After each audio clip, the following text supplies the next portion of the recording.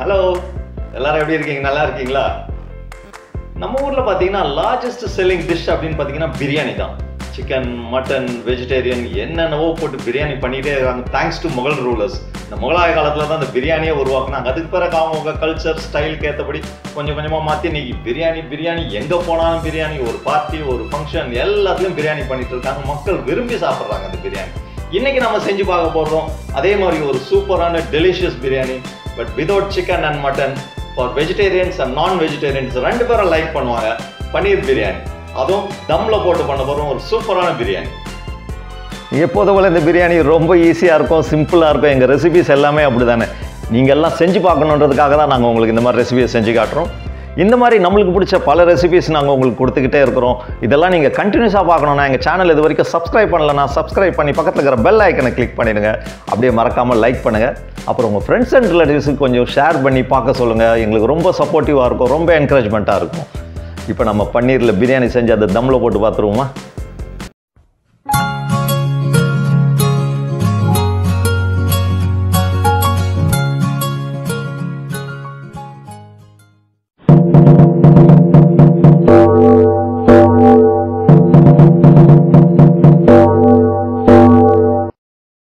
Basmati rice 400 grams, கிராம்பு 6, ஏலக்காய் 6, பட்டை 2 துண்டு, பெரிய ஏலக்காய் 1, ஜாதிபத்திரி, பிரியாணி இலை 5, லெமன் பாதி, கீ 3 டீஸ்பூன், பன்னீர் 200 grams, இஞ்சி பூண்டு 1 டேபிள் ஸ்பூன், வெங்காயம் 4, தக்காளி 2, மஞ்சத்தூள் 1 டீஸ்பூன், தனியாத்தூள் 1 டீஸ்பூன், ஜீரகத்தூள் 1/2 டீஸ்பூன், காஷ்மீரி மிளகாத்தூள் 1/2 teaspoon, garam masala 1/2 teaspoon, fried onion, புதினா, கொத்தமல்லி, பச்சை மிளகா 3, தயிர் 150 grams, கசூரிமேத்தி 1 டீஸ்பூன், ஆயில், உப்பு தேவையான அளவு, ஜீரகம் 1 டீஸ்பூன்,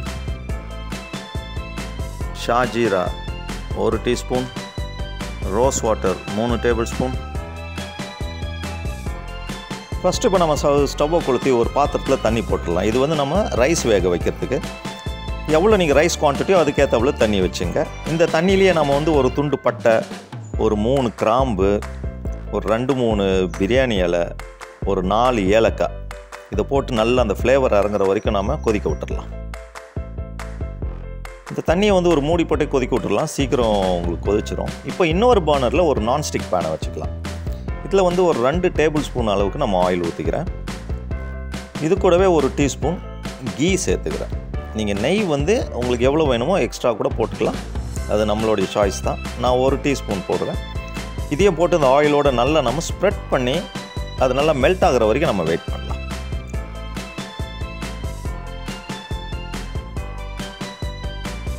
இப்போ அந்த ஆயிலும் கீயும் ஹீட் ஆனோன்னு 1 டீஸ்பூன் ஜீரகம் சேர்த்துக்கலாம். இது கூடவே ஒரு 1/2 டீஸ்பூனுக்கு ஷாஜீரான்னுவாங்க, அந்த கேக் சீடுன்னுவாங்க இங்கிலீஷில். சூப்பரான ஒரு ஃப்ளேவர் இருக்கும், அது பிரியாணிக்கு ரொம்பவே அருமையாக இருக்கும். அதையும் சேர்த்துக்கலாம். இப்போ மற்ற ஸ்பைசஸ், ஒரு படி இலாச்சி, இந்த கருப்பு கலர் ஏலக்காய் பெருசாக இருக்கும்ல, அதை நல்லா தட்டி போடுங்க, ஃப்ளேவர் சூப்பராக இருக்கும். ஒரு துண்டு பட்டை, 2 பிரியாணி இலை, ஜாதிபத்திரி, ஒரு 3 கிராம்பு, இதை போட்டு ஒரு ஃபியூ செகண்ட்ஸ் நீங்கள் ஜஸ்ட்டு சாட்டே பண்ணால் போதும், ரொம்ப கருக விட்றாதீங்க. அப்புறம் 1 டேபிள் ஸ்பூன் அளவு இஞ்சி பூண்டை நல்லா சின்ன சின்னதாக நறுக்கி வச்சுருக்கேன். அதையும் நம்ம போட்டு நல்லா வதக்கிக்கலாம் அந்த ரா ஸ்மெல் போகிற வரைக்கும். நீங்கள் இஞ்சி பூண்டு பேஸ்ட்டு கூட போட்டுக்கலாம். இஞ்சி பூண்டு பேஸ்ட் போடுறதா இருந்தால் வெங்காயம் போட்ட பிறகு போட்டு வதக்கிங்க. இப்போ இதை நல்லா நம்ம சாட்டே பண்ணிக்கலாம். இப்போ இது வதங்கின உடனே ஒரு 2 மீடியம் சைஸ் வெங்காயத்தை ரொம்ப ஃபைனாக சாப் பண்ணி வச்சுருக்கேன். இதையும் அந்த இஞ்சி பூண்டோடு போட்டு நல்லா நம்ம வதக்கிக்கணும். இது நல்லா அந்த ஒரு டிரான்ஸ்பரண்ட் ஸ்டேஜ் வர வரைக்கும் நம்ம சாட்டே பண்ணிக்கலாம். இப்போ இந்த மாதிரி வெங்காயம் வதங்கினா போதும். இது கூடவே 2 தக்காளியை நான் வெட்டி வச்சுருக்கேன். இந்த தக்காளி ஆனால் நல்லா மேஷ் ஆகிற வரைக்கும் நாம் வதக்கிக்கணும். தக்காளி வதங்கிட்டே இருக்கட்டும். அதுக்குள்ளே தண்ணி கொதிக்க ஆரம்பிச்சிருச்சு. இப்போ நம்ம ஊற வச்சுருக்க இந்த ரைஸை போட வேண்டியது தான். நான் வந்து ஒரு 400 கிராம்ஸ் பாசுமதி ரைஸ் எடுத்துருக்கேன். நல்லா லாங் கிரைன் பாசுமதி ரைஸ் இது ஒரு 1/2 hour நான் ஊற வச்சு இப்போ நான் தண்ணியில் போடுறேன். இந்த குவான்டிட்டி வந்து ஒரு 4 பேர் திருப்தியாக சாப்பிட்லாம். பிரியாணி ரொம்பவே திருப்தியாக சாப்பிட்லாம்.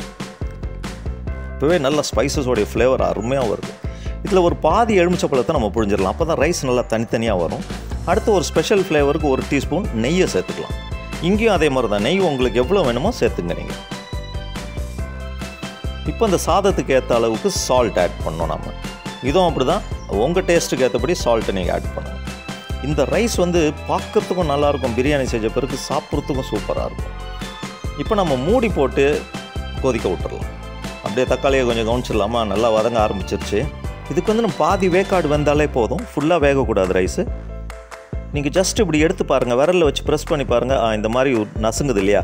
இந்த ஸ்டேஜில் நம்ம ஸ்டவ் ஆஃப் பண்ணி இறக்கிடலாம். இதுதான் கரெக்டான பதம் இது. இப்போ தக்காளி இந்த அளவுக்கு நம்மளுக்கு வதங்கினாலே போதும். இப்போ நம்ம ட்ரை மசாலாஸ் ஆட் பண்ணணும். ஃபஸ்ட்டு ஒரு 1/2 டீஸ்பூன் மஞ்சத்தூள் சேர்த்துக்கலாம். அப்புறம் ஒரு 1.5 டீஸ்பூனுக்கு மிளகாத்தூள். இது காஷ்மீரி மிளகாத்தூள், காரம் கம்மியாக இருக்கும். நீங்கள் ரெகுலர் மிளகாத்தூள் போடுறதா 1 டீஸ்பூன் போடுங்க போதும். 1 டீஸ்பூன் தனியாத்தூள், ஒரு 1/2 டீஸ்பூன் ஜீரகத்தூள், இது எப்போதும் போல் வறுத்து அரைக்கணும். இன்னும் ஒரு 1/2 டீஸ்பூன் கரம் மசாலா. இது ஆப்ஷனல்னால் வேணுன்றவங்க போட்டுங்க, இல்லைனா நீங்கள் பிரியாணி மசாலா கூட சேர்த்துக்கலாம். இப்போ கொஞ்சம் ட்ரையாக இருக்குது, மசாலாஸ் கருகாமல் இருக்குது, கொஞ்சம் தண்ணி ஆட் பண்ணிக்கலாம். நான் இந்த சாதத்தை வடித்தால அந்த தண்ணி கொஞ்சம் எடுத்து வச்சுருக்கேன். ஏன்னா அதில் ஸ்பைசஸ் போட்டு வேக வச்சோம், அந்த ஃப்ளேவரே சூப்பராக இருக்கும். ஸோ தண்ணி கொஞ்சம் ஊற்றி நல்லா நம்ம அந்த மசாலா நல்லா வதக்கிக்கலாம். இப்போ இந்த தக்காளி மசாலாஸ்லாம் சேர்ந்து நல்ல ஒரு கிரேவி மாதிரி ஆகிடுச்சு பாருங்கள். இந்த ஸ்டேஜில் ஒரு 3 பச்சை மிளகாவை நான் ஆட் பண்ணிக்கிறேன். நீட்டாக வெட்டி போட்டால் போதும். அதே மாதிரி ஒரு டேபிள் ஸ்பூன் அளவு புதினா நல்லா வாஷ் பண்ணிட்டு போடுங்க. அதே மாதிரி ஒரு டேபிள் ஸ்பூன் அளவு கொத்தமல்லி. இது எல்லாத்தையும் சேர்த்து இந்த தக்காளி கிரேவியோட நல்லா மிக்ஸ் ஆகிற மாதிரி நம்ம சாட்டே பண்ணிக்கலாம். இப்போயே ஃப்ளேவர் நல்லா அந்த பிரியாணிக்கு உண்டான வாசனை வர ஆரம்பிச்சிருச்சு. இந்த கிரேவி நல்லா பக்காவாக வந்திருக்கு பாருங்கள். இப்போ இந்த ஸ்டேஜில் நம்ம தயிர் ஆட் பண்ணுறோம். நான் ஒரு 150 கிராம்ஸ் தயிர் ஆட் பண்ணுறேன். எப்போதுமே பிரியாணிக்கு நம்ம தயிர் சேர்க்கும் போது நல்லா அடித்து போடுங்க. தயிரை நல்லா விப் பண்ணி விப்பரோவில் ஸ்பூன் வச்சு நல்லா அடிச்சுட்டு மிக்ஸ் பண்ணுங்கள். கட்டி கட்டியாக போடுவோன்னா. அதே மாதிரி ரொம்ப புளிப்பாக இருந்துச்சுன்னா தயிரோடைய குவான்டிட்டியை கொஞ்சம் கம்மி பண்ணிங்க. இப்போ இந்த கிரேவியோடு இதை நல்லா நம்ம வதக்கணும். தயிர் தரைஞ்சி போகாமல் இருக்கிறதுக்கு சிம்மில் வச்சுங்க ஃப்ளேம். கிரேவியை பார்க்கும்போதே ஆசையாக இருக்குது. இப்போ எண்ணெய் பிரிஞ்சு வர நேரத்தில் நாம் இந்த கிரேவிக்கு எவ்வளோ சால்ட் வேணுமோ அதை ஆட் பண்ணிக்கலாம். சாதத்துக்கு ஏற்கனவே நம்ம சால்ட் போட்டோம், அதனால் டேஸ்ட்டுக்கு ஏற்றபடி நீங்கள் சால்ட் ஆட் பண்ணி இந்த கிரேவியோடு நல்லா மிக்ஸ் பண்ணி எடுத்துருங்க. இப்போ ஆல்மோஸ்ட் இந்த கிரேவி ரெடி ஆகிடுச்சு. இதுக்கு முன்னாடி என்ன பண்ணணும், ஒரு 200 கிராம்ஸ் பன்னீரை வந்து நான் நல்லா பிளான்ச் பண்ணி எடுத்திருக்கேன். இந்த மாதிரி கட்டமாக வெட்டிட்டு நம்ம சாதம் வடித்தோம்ல அந்த தண்ணியிலே ஒரு 5 நிமிஷம் போட்டு எடுத்துருங்க. சூப்பர் சாஃப்ட் ஆகிடும். இப்போ நம்ம ஸ்டவ் ஆஃப் பண்ணிட்டு இந்த கிரேவியை தனியாக எடுத்து வச்சிடலாம். இப்போ இந்த பன்னீரை நம்ம பிளான்ச் பண்ணி வச்சுருந்தோம்ல, அதை இன்னும் கொஞ்சம் அடிஷ்னல் ஃப்ளேவர் அதில் கொஞ்சம் சேர்க்குறதுக்கு நம்ம ஃபஸ்ட்டு ஒரு பேனை ரெடி பண்ணி அதில் ஒரு 2 to 3 டேபிள் ஸ்பூன் அளவு ஆயில் ஊற்றி நல்லா ஸ்ப்ரெட் பண்ணி ஹீட் பண்ணிக்கலாம். அதுக்கு பிறகு தான் இந்த பிரியாணியோடைய டேஸ்ட்டே கலகட்டும். இப்போ இந்த ஆயில் ஹீட் ஆன உடனே 1 டீஸ்பூன் அளவு கசூரிமெத்தியை நல்லா க்ரஷ் பண்ணி போட்டுருங்க. இதை வந்து ஃப்ளேமை சிம்மில் வச்சு லைட்டாக ஃப்ரை பண்ணணும். அந்த ஃப்ளேவர் வர ஆரம்பிக்கும் பாருங்கள். அந்த நேரத்தில் நம்ம பிளான்ச் பண்ணி வச்சுருந்தோம்ல அந்த பன்னீரை, அதை இதில் போட்டு இந்த பன்னீரையும் ரொம்ப லைட்டாக தான் ஃப்ரை பண்ணணும். மினிமம் ஹீட்டில் ஃப்ரை பண்ணுங்கள். ரொம்ப ஃப்ரை பண்ணிங்கன்னா அந்த டெக்ஸ்சர் மாறிடும், அந்த சாஃப்ட்னஸ் அப்படியே இருக்கணும். ஆனால் அந்த கசூரி மேத்தியோடைய ஃப்ளேவர் வந்து இந்த பன்னீரில் ஃபுல்லாக இறங்கணும். இப்போவே சூப்பராக இருக்குது அந்த ஃப்ளேவர். இது அப்படியே லைட்டாக நம்ம சாட்டே பண்ணி ஸ்டவ் ஆஃப் பண்ணி இறக்கிடலாம்.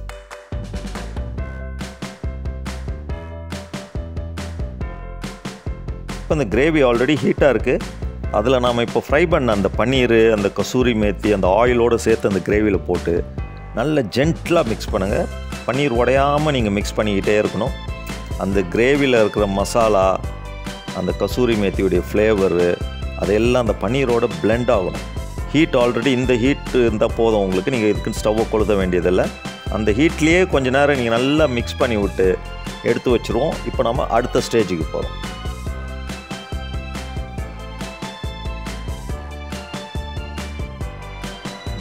நார்மலாக பிரியாணிக்கு ஒரு எக்ஸ்ட்ரா கலர் சேர்ப்பாங்க தெரியுமா, மேலே கொஞ்சம் கலர் ஊற்றி விடுவாங்க. நம்ம பொதுவாக அந்த ஃபுட் கலர் யூஸ் பண்ணுவோம், எல்லோ இல்லை ஆரஞ்சு.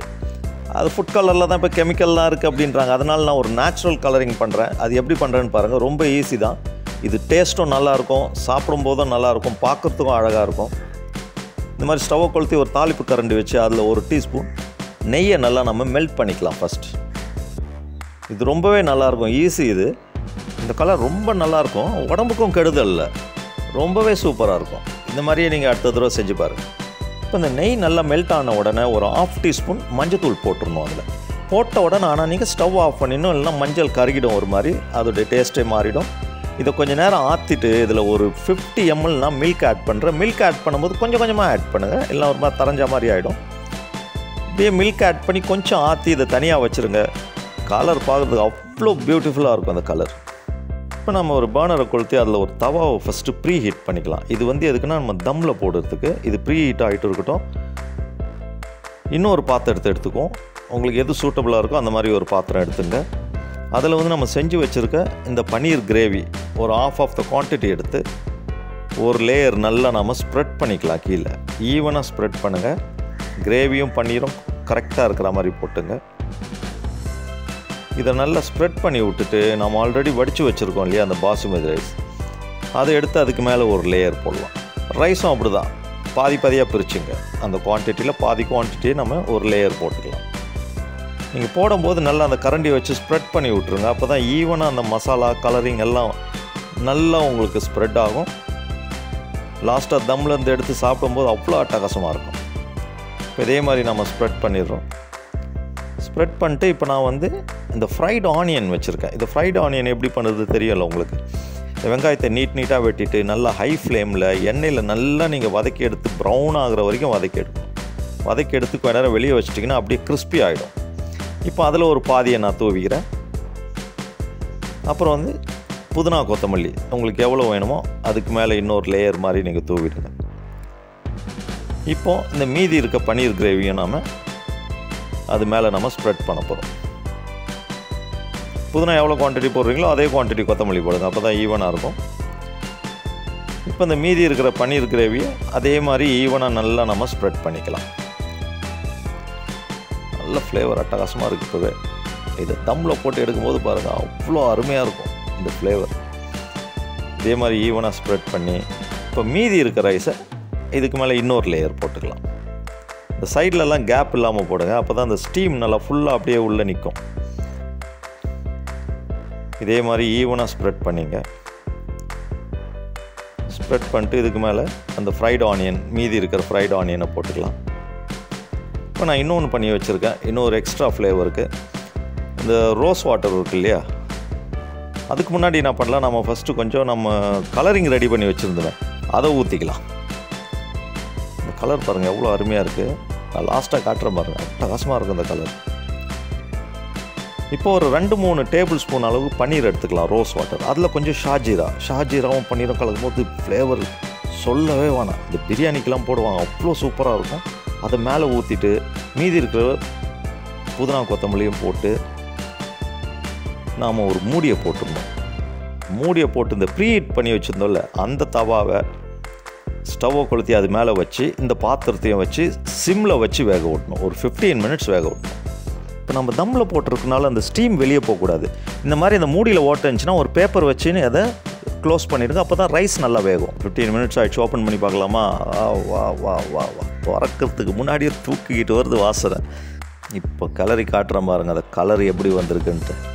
நம்ம ஊற்றின அந்த எல்லோ கலர் பாருங்களேன், அது இந்த கிரேவியோடைய கலரு, புதினா கொத்தமல்லி, கிளாஸாக இருக்குது. இதெல்லாம் ஒரு தடவை நீங்கள் செஞ்சு பாருங்கள். அப்புறம் சிக்கன் மட்டன்லாம் வச்சு நீங்கள் பிரியாணியே பண்ண மாட்டீங்க. இந்த பன்னீரை சாப்பிடும்போது வாயில் அவ்வளோ கரைஞ்சி போகும். அந்த பன்னீர் சூப்பர் டேஸ்ட்டாக இருக்கும். எப்படி இருந்துச்சு இந்த பன்னீர் தம் பிரியாணி? அவ்வளோ டேஸ்டியாக இருக்கும். இது நிச்சயம் செஞ்சு பாருங்கள். பாஸ்மதி ரைஸில் இந்த ஃப்ளேவரும் அந்த டேஸ்ட்டும் அந்த பன்னீருடைய சாஃப்ட்னஸும் அடிச்சிக்கவே முடியாது. நீங்கள் வெஜிடபிள் பிரியாணி பண்ணும்போது க்ரன்ச்சியாக இருக்கும், மட்டன் சிக்கன் சாப்பிடும்போது கடித்து சாப்பிடணும். இதுக்கு அந்த வேலையே இல்லை. வாயில் போட்டால் அது பாட்டுக்கு உள்ளே போய்கிட்டே இருக்கும். அட்டகாசமான ஒரு தம் பிரியாணி. வெஜிடேரியன் நான் வெஜிடேரியன்ஸ் எல்லாருமே சாப்பிட்டு என்ஜாய் பண்ணலாம். கண்டிப்பாக அதை செஞ்சு நல்லா என்ஜாய் பண்ணுங்கள். எங்கள் சேனல் இது வரைக்கும் நீங்கள் சப்ஸ்கிரைப் பண்ணலன்னா மறக்காமல் சப்ஸ்கிரைப் பண்ணி பக்கத்தில் இருக்கிற பெல் ஐக்கனையும் கிளிக் பண்ணுங்கள். லைக் பண்ண மறந்துடாதீங்க இந்த வீடியோவை. நான் இன்னொரு சூப்பர் ரெசிபியோட திரும்பவும் உங்களை மீட் பண்ணுறேன். Until then, good day.